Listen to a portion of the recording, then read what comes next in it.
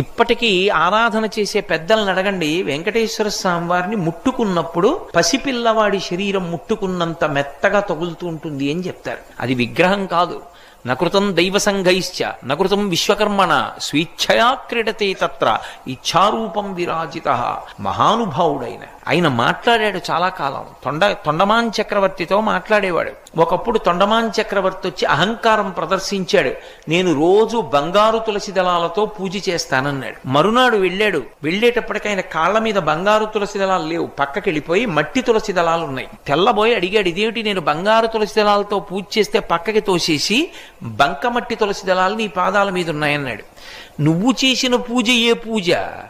నేను బంగారు తులసి దళాలతో చేస్తున్నానని అహంకారంతో చేశావు, పక్కకి తోసేశాను. అంటే మరి బంకమట్టితో ఎవరు చేశారన్నాడు. పరమభక్తుడు ఒకడు ఉన్నాడు నాకు, వాడు చేశాడు, అది పుచ్చుకున్నాను.